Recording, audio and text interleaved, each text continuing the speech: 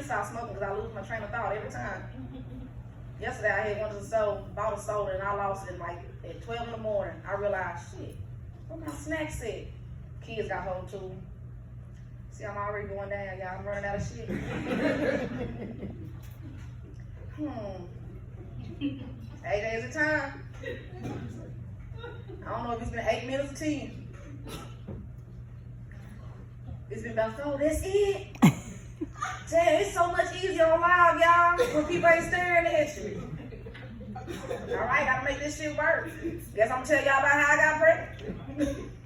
Alright, so it's crazy. I got pregnant by somebody I was engaged to for 5 years, y'all. He shot up the club for 5 years and caught a body 4 months after we broke up. And it was because his new girlfriend introduced herself to me and told me he wouldn't fuck you with a 10-foot pole. I was like, that. Same night, got pregnant. Didn't even tell him I was pregnant. He found out on Facebook. It was perfect.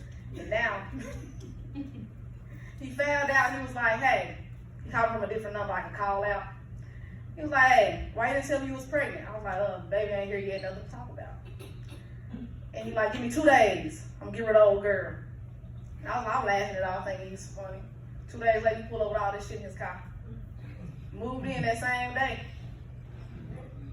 He got my picture now, so now he's got a baby waiting on the DNA test, because now all of a sudden it ain't his. So it just, you ain't be that way. But that day, like, all my bad experiences were with white men. Because I have 2 mulatto kids at the house. And I realized every time I have experience, like my first date after the breakup was with a white man. He got arrested on the date. Sadly, it was the best date I ever been on. We went to my hometown, went to the most expensive restaurant there, the Hutter House. Had a perfect day, it was awesome. He was 28, no kids, a fucking unicorn. 28, attractive and no kids, got your own house, car, and job. So throughout the day, he told me how he'd been in jail for the past 2 years, which is why he doesn't have any kids. But he was on work release, so he was stacking his money. We go back to his house because, you know, like a lot of people, I'm not above having sex on the first day. It did not get that far. So we get back to his house, and everything is nice. His house is not like you would think a man house is. No roommate, and that's really ratified. A man living by himself with no roommate. Everything digital. He turned the lights on and shit with his phone. I'm like, oh shit, God showed me something I ain't used to. He was telling me how he sell weed, but he don't smoke. I'm like, oh shit, I found a plug. You know, that's my dream. You know. So he got our nerds on the table and shit. You know, 2 different kinds of loud. And I was like, okay, so we about to Netflix and chill. You know, it's about to get to that point. He don't got Netflix, so he don't watch TV. He always out in trap and shit. You know, I'm like, I ain't never fucking no thug. And he was like, you go ahead and buy. And I'm like, oh shit, he already introduced me to something new. He buying Netflix for me, giving me the world already. And he tell me, hey, I gotta run to my probation officer real quick. It's just gonna be about 20 minutes. So I'm like, okay, well I can go sit at my homegirl house. Nah, you good, shorty, you good. Just sit here till I get back. And besides, you still should have got cameras all around here. So yeah, I'm like, you look good, I do steal. Especially talking about you got some weed, I was gonna sniff that shit out. But I fall asleep. And I wake up 2 hours later, he ain't here. I'm like, what the fuck? So I text him, you good? 5 minutes pass, I don't hear nothing back. I'm like, all right, I'm about to roll this weed up for the road, take whatever he got left out here. And while I'm rolling up, as soon as I get done curling the perfect butt, I hear, I'm like, why is he knocking on his own door?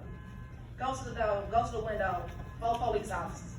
So now I'm in a panic. I'm like, oh my God, he don't even got no fucking back door. And I'm like, oh, the weed right there, boom, boom, boom.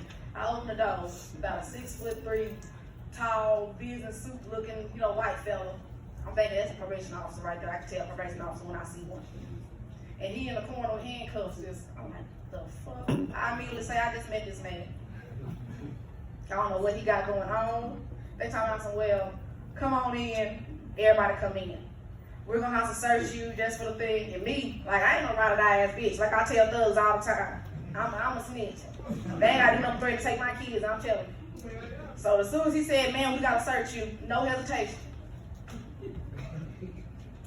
The lady came over there checking my purse. I said, shit, dump that shit out. They see the weed on the table. I'm like, that's his. I said, who am I to turn down on dirt? He had that shit. That's party favors.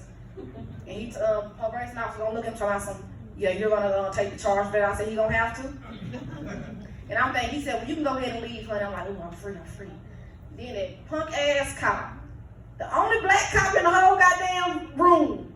Shouldn't I run her name first? I'm in my hometown, so I know I got a fine.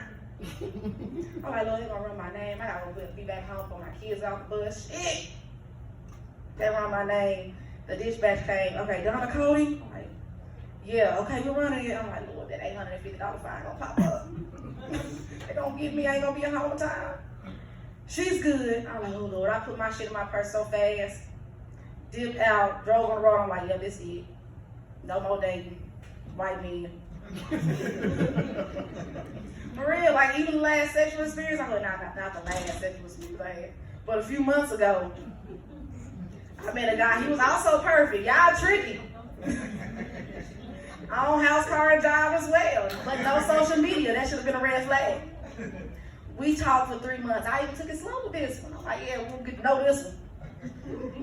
Get to his house. You know, I cook him a nice meal. You know, white folks ain't used to sticking in spaghetti. They don't think those two meals go together. And everything going great. We finally go to the bedroom.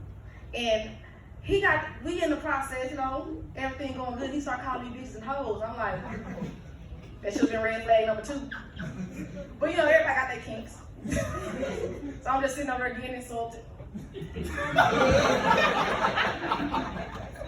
All of a sudden I'm in the chokehold. I'm like, all right, I'm going to switch positions. It's a little too rough. So I get on top, I'm enjoying myself. I'm like, okay. Now everything getting emotional, y'all. When I say I'm looking up, all of a sudden I feel a hand across my face. This man slapped the shit out of me. I've never been bitch slapped off a dick before. I swear to God. Y'all, this is when I said. In a minute, you know I have a reflex, so I caught that back, get my lip back. Shit. He got my hand, I'm sorry. Sorry about you being together. Fuck being together, sorry to doing sex. So, you know, needless to say, I put on my drawers and I left. I ain't heard them since. But that's how I gotta start. That's why I gotta get famous and shit. I ain't got time for the baby scene. God telling me, look, let it go. Men ain't for you. Then I was gonna be gay, but shit ended up getting pregnant. Now these bitches ain't taking me serious.